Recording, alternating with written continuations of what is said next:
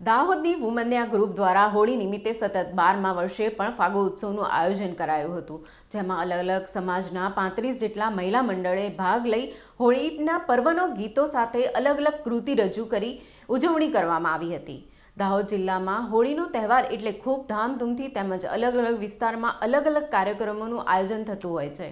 વિવિધ મેળાઓમાં પણ આકર્ષણનું કેન્દ્ર બનતા હોય છે। હોળી પહેલાં જ કેટલા દિવસો પહેલેથી જ અલગ અલગ કાર્યક્રમ થતા હોય છે, તેમજ લોકોને અંગદાન તરફ પ્રેરાય તે હેતુથી થીમ પણ રજૂ કરવામાં આવી હતી। સામાજિક સમરસતા જળવાય અને હોળીનો તહેવાર ઉત્સાહભરે ઉજવી શકાય તે માટે દર વર્ષે આ કાર્યક્રમોનું આયોજન થતું હોય છે, જેમાં તમામ સમાજની મહિલાઓ પોતાના ગ્રુપ સાથે હોળીના ગીતો ઉપર નૃત્ય પ્રસ્તુત કરે છે અને મહિલામાં અનેક ઉત્સાહ જોવા મળતો હોય છે। મહિલાઓના આ કાર્યક્રમને પ્રોત્સાહિત કરવા માટે દાહોદ સાંસદ જસવંતસિંહ ભાભોર, દાહોદના ધારાસભ્ય કનૈયાલાલ કિશોરી સહિતના પદાધિકારીઓ પણ હાજરી આપી હતી અને મહિલાઓને પ્રોત્સાહિત કર્યા હતા। ફૂલોની ફોરમ, ગુલાલની હોળી, ખુશીઓનો તહેવાર છે હોળી।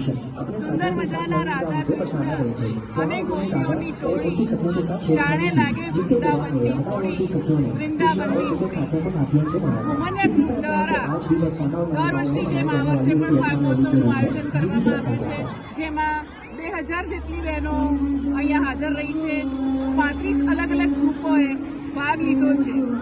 આ સંજોગો વસાત 8 માર્ચ અને વુમન્સ ડેનો પણ સમન્વય બન્યો છે, તો તમે બધા જોઈ શકશો કે વુમન્યા ગ્રુપ દ્વારા મહિલાઓના અવેરનેસ માટે હેલ્થ અવેરનેસ, મહિલા સશક્તિકરણ અને અંગદાન મહાદાનની જાગૃતિ લાવવા માટે પણ થીમ કરી છે અને દર વર્ષની જેમ આ વર્ષે પણ બધી જ સમાજની બહેનો હર્ષ અને ઉલ્લાસથી આ ફાગ મહોત્સવમાં જોડાઈ છે અને ખૂબ જ મજા કરી છે।